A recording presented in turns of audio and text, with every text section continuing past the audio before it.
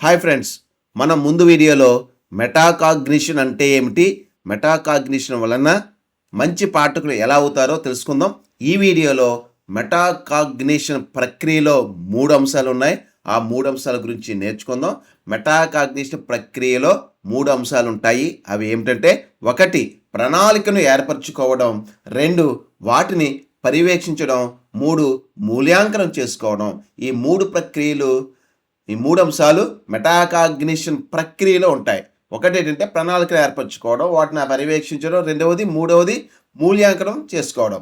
ఇప్పుడు పఠనంలో అంటే చదవడంలో పైన పేర్కొన్న మెటాకాగ్నిషన్ ప్రక్రియలను పఠనంలో చదవడంలో ఉపయోగించడాన్ని తెలుసుకుందాం.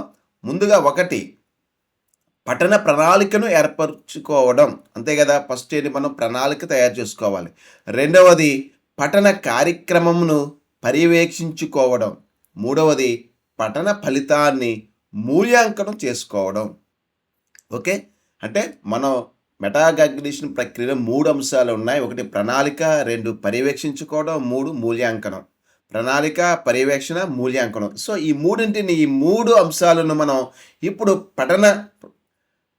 పఠనంలో ఉపయోగించుకుంటాం అన్నమాట. ఎలా ఉపయోగించుకుంటారు అంటే పఠన ప్రణాళిక తయారు చేసుకోవడం, పఠన కార్యక్రమంను పర్యవేక్షించుకోవడం, పఠన ఫలితాన్ని మూల్యాంకనం చేసుకోవడం. ముందుగా మెటాకాగ్నిషన్ ప్రక్రియను పఠనంలో ఉపయోగించడం ఏమిటో చూద్దాం. ఇప్పుడు మనం ఏదైనా కొత్త ప్రదేశానికి ప్రయాణం చేయాలనుకున్నప్పుడు నేరుగా బయలుదేరతామా మనం? అసలు ముందుగా ఎక్కడికి వెళ్ళాలి, ఏ దారిలో వెళ్ళాలి, ఏమేమి తీసుకెళ్ళాలి అనే ప్రణాళికను రూపొందించుకుంటాం. అంతే కదా, ప్రయాణం చేస్తున్నప్పుడు మనం సరైన దారిలో వెళ్తున్నామా లేదా అని గమనిస్తాం.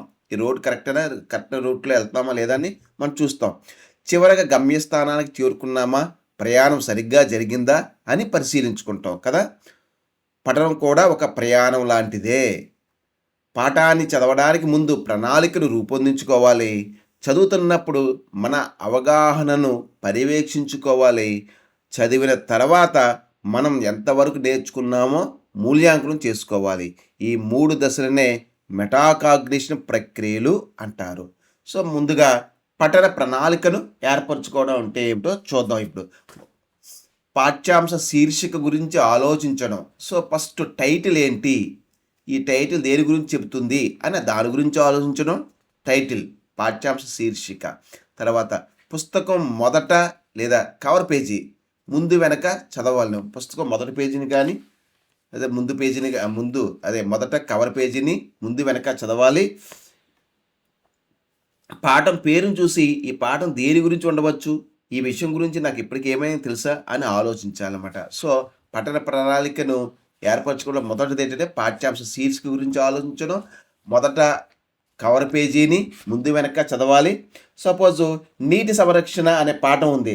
సో నీటి సంరక్షణ అనే టైటిల్ చూడగానే ఈ పాఠంలో నీటి అవసరం, నీరు వృధా కావడానికి కారణాలు, నీటిని ఆదా చేసే పద్ధతులు ఉండవచ్చు అని ముందుగానే ఊహించవచ్చు. ఇది విద్యార్థి మనసును పఠనానికి సిద్ధం చేస్తుంది. పాఠం పేరును పాఠ్య రచయిత గురించి చదవడం. తర్వాత నెక్స్ట్ పుస్తక లేదా పాఠ్య పరిచయంను చదవడం. విషయ సూచికను లేదా పాఠం ప్రారంభంలో ఉండే ఉద్దేశాలను చదవడం. సో ఈ పాఠం దేనికోసం, వాటి ఉద్దేశాల గురించి కూడా తెలుసుకోవాలి.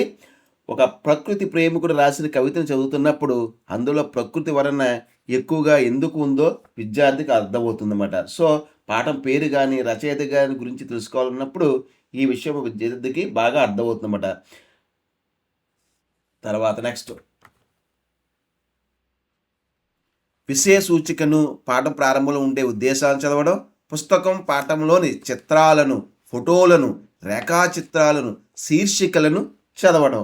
సో పాఠంలో చిత్రాలు ఉంటాయి, ఫోటోలు ఉంటాయి, మ్యాప్లు ఉంటాయి, పట్టికలు ఉంటాయి, రేఖాచిత్రాలు, వాటి కింద ఉన్న వివరణలు ముందుగానే పరిశీలించాలన్నమాట. తర్వాత పుస్తకం లేదా పాఠంలో ముఖ్య అంశాలను, ఉపశీర్షికలను, ముగింపు స్థూలంగా చూడడం. అంటే పాఠాన్ని పూర్తిగా చదవకముందే ప్రధాన శీర్షికలు, ఉపశీర్షికలు, బోల్డ్ అక్షరాలు ఉన్న పదాలు, ముఖ్యాంశాలు, పాఠం చివరి సారాంశం వంటి వాటిని స్థూలంగా చదవాలి. దీనినే ప్రివ్యూ లేదా ముందస్తు పరిశీలన అంటారు. ఇది పాఠం నిర్మాణాన్ని అర్థం చేసుకోవడానికి సహాయపడుతుంది. తర్వాత తెలిసిన విషయాలతో పాఠం చదివి తెలుసుకున్న విషయాలను అనుసంధానం చేసుకోవడం. సో, పూర్వజ్ఞానంతో కొత్త జ్ఞానాన్ని అనుసంధానం చేసుకోవడం అంట. తర్వాత పాఠం లేదా పాఠ్యపుస్తకంలోని అంశాలు క్రమంలో అమర్చి విధానాన్ని గురించి ఆలోచించడం. పాఠ్యపుస్తకంలో అంశాలు క్రమంలో అమర్చే సో ఏ సీక్వెన్స్‌లో ఉన్నాయి. సపోజ్ మ్యాథమెటిక్స్ తీసుకున్నప్పుడు కాన్సెప్ట్ ల్యాడర్ ప్రాసెస్ ఉంటుందన్నమాట. ఉదాహరణకి కాసాగు గురించి తెలుసుకుందాం. విద్యార్థి కాసాగు గురించి తీయాలంటే వాడికి ముందు ఏం తెలిసుండాలి? కసాగు కనిష్ట సామాన్య గుణిజము. అంటే ముందుగా వాడికి గుణిజాలు తెలిసుండాలి. గుణిజాలు తెలిసుండాలంటే వాడికి ముందుగా టేబుల్స్ వచ్చుండాలి. అవునా? టేబుల్స్ రావాలంటే ముందు వాడికి మల్టిప్లికేషన్స్ వచ్చుండాలి. మల్టిప్లికేషన్ రావాలంటే ముందుగా వాడికి కూడికల గురించి తెలిసుండాలి. కూడికలు అంటే అందులో రిపీటెడ్ ఎడిషన్ని మనం మల్టిప్లికేషన్ అంటే తెలిసుండాలి. సో, వాడి కూడికలు రావాలంటే ముందు నంబర్స్ తెలిసుండాలి. సో, ఈ విధంగా ఒక సీక్వెన్స్‌లో అంశాలు అమర్చి ఉన్నాయా లేదని ఆలోచించడం. తర్వాత పాఠంను తన సొంత మాటలతో వివరించడం మొదలైనవి. సో, ఈ విధంగా మనం పఠన ప్రణాళికను ఏర్పరచుకోవడం అనేది చాలా ఇంపార్టెంట్ అనమాట. తర్వాత నెక్స్ట్ పఠన కార్యక్రమంను పర్యవేక్షించుకోవడం. ఒకటి పాఠ్యాంశాల పఠనం ద్వారా తనకు ఎంతవరకు అర్థమైంది ఒకసారి చూసుకోవాలన్నమాట. పఠనం మధ్య ఏవైనా సందేహాలు, అస్పష్టతలు ఏర్పడ్డాయా? నేను చదివింది ఎంతవరకు నాకు అర్థమైందని ప్రశ్నించుకుంటూ వాటి సమాధానాలు ఏర్పరచుకుంటూ చదువుకుంటూ ముందుకు వెళ్ళాలి. సో, ఈ పేరా ఇప్పుడు చదివాను. ఈ పేరాలో నాకు అర్థమైన విషయాలు ఏమిటి? ఈ అర్థమైన విషయాలు నేను సొంతంగా చెప్పగలనా లేదా అని సమాధానాలు తనకు తాను ప్రశ్నించుకుంటూ తనకు తాను సమాధానాలు చెప్పుకుంటూ చదువుకుంటూ ముందుకు వెళ్ళాలి. విద్యార్థి తన పఠన అవగాహనాన్ని తనకున్న జ్ఞాన సంబంధాలను ఏర్పరచుకుంటూ రాబోయే వాటిని ఊహించుకుంటూ విషయాలను నిర్ధారించుకుంటూ రేఖీయ పటాలను తయారు చేసుకుంటూ ప్రశ్నలను ఏర్పరచుకుంటూ సమాధానాలను వెతుక్కుంటూ తన ఆలోచనలను పర్యవేక్షించుకోవాలి. సో, విద్యార్థి తన పఠనావగాహనని తనకున్న జ్ఞాన సంబంధాలను ఏర్పరచుకుంటూ రాబోయే వాటిని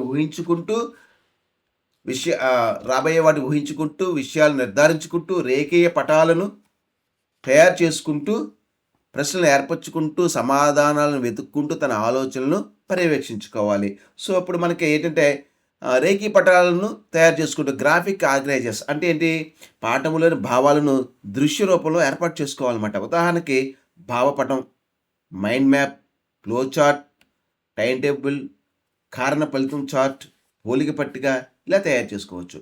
ఒక ఉదాహరణ తీసుకుంటే మనం నీటి చక్రాన్ని తీసుకోండి. సూర్యుని నుండి వేడి వస్తుంది. ఆ వేడి నుంచి బాష్పీభవనం అవుతుంది. ఆ బాష్పీభవనం వల్ల మేఘాలు ఏర్పడతాయి. మేఘాలు చల్లబడడం వల్ల వర్షం కురుస్తుంది. వర్షం కురవడం వల్ల నీటి నిల్వ జరుగుతుంది అనే ఫ్లో చార్ట్ని రూపొందించుకోవచ్చు. సో, ఈ విధంగా మనం రేఖీ పటాల గురించి మనం చెప్పుకోవచ్చు అన్నమాట. నెక్స్ట్ చదివింది గుర్తుందా లేదా పరిశీలించాలి. ఇక్కడ ముఖ్యమైన విషయం ఏంటంటే ప్రశ్నలు ఏర్పరచుకుంటూ సమాధానం వెతుక్కుంటూ తన ఆలోచన పర్యవేక్షించుకోవాలని అర్థం ఏంటి? కొంత భాగం చదివిన తర్వాత పుస్తకాన్ని కొద్దిసేపు మూసి ఇప్పటి వరకు నేను ఏమి చదివాను అని గుర్తు చేసుకోవాలి. గుర్తు రాకపోతే మళ్ళీ చదవాలి. ముఖ్యాంశాలు రాసుకోవాలి. వాటిని చిత్రంగా ఊహించుకోవాలి. తన సొంత మాటల్లో చెప్పుకోవాలి. తర్వాత నెక్స్ట్ విద్యార్థి తన ఆలోచనలను పర్యవేక్షించుకుంటూ గమనిస్తూ పాఠంను చదవడం వల్ల చదువుతున్నది అర్థమవుతుందా లేదా తన మనసు పఠనం నుండి దారి తప్పుతున్నదా అర్థమవుతుందన్నమాట. కొన్ని సందర్భాల్లో విద్యార్థి కళ్ళతో పుస్తకం చదువుతున్న మనసు మాత్రం వేరే విషయంపై ఉంటుంది. అప్పుడు తనకు తానే నా దృష్టి ఇప్పుడు పాఠంపై ఉందా? నేను చదివిన చివరి 2 వాక్యాలు ఏమిటి అని ప్రశ్నించుకోవాలి.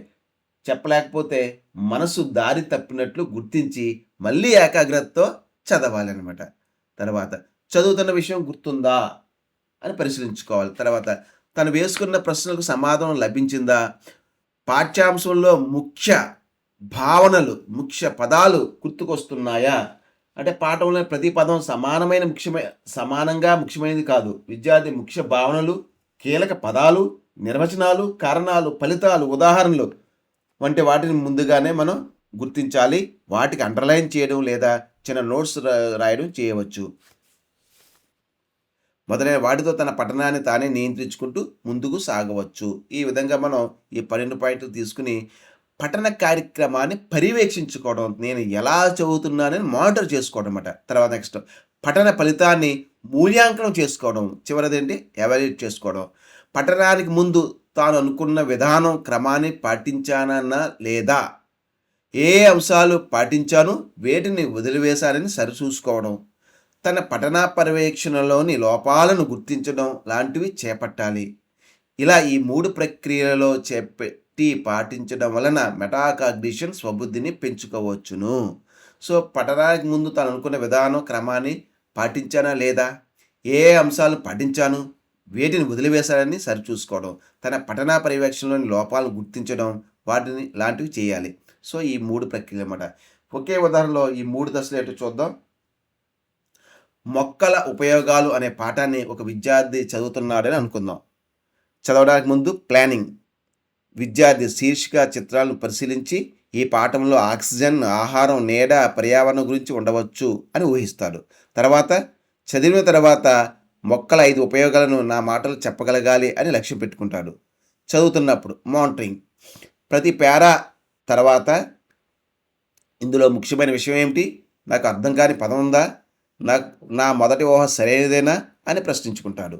మొక్కల ఉపయోగాలను ఒక మైండ్ మ్యాప్లో నమోదు చేస్తాడు. చదివిన తర్వాత ఎవాల్యుయేషన్. పుస్తకం మూసి మొక్కల ఉపయోగాలను తన మాటల్లో చెబుతాడు. ఒక అంశం గుర్తుకు రాకపోతే మళ్ళీ ఆ భాగాన్ని చదువుతాడు. చివరగా మైండ్ మ్యాప్ తయారు చేసుకోవడం వల్ల నాకు విషయం సులభంగా గుర్తుంది అని తన అభ్యసన పద్ధతిని మూల్యాంకనం చేసుకుంటాడు. ఇదే పఠనంలో మెటాకాగ్నిషన్ని ఉపయోగించడం.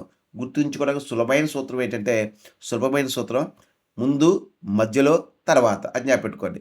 ముందు అంటే ప్రణాళిక, ముందస్తు ప్రణాళిక. మధ్యలో ఏమి చదవాలి, అదే ప్రణాళిక అంటే ఏమి చదవాలి, ఎలా చదవాలి, అంతే కదా. మధ్యలో పర్యవేక్షణ, నాకు అర్థమవుతుందా అని చూసుకోవడం అన్నమాట. తర్వాత మూల్యాంకనం, నేను ఎంతవరకు నేర్చుకున్నాను అనేది మూల్యాంకనం. లేదా PME అని జ్ఞాపెట్టుకోండి. P అంటే ప్లాన్, M అంటే మానిటర్, E అంటే ఎవాల్యుయేట్.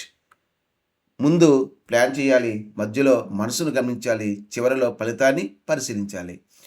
విద్యార్థి పాఠాన్ని చదవడం మాత్రమే అభ్యసనం కాదు, తాను ఎలా చదువుతున్నాడు, ఎంతవరకు అర్థం చేసుకుంటున్నాడు, ఏ పద్ధతి తనకు ఉపయోగపడుతుంది అనే విషయాలను కూడా పరిశీలించుకోవాలి.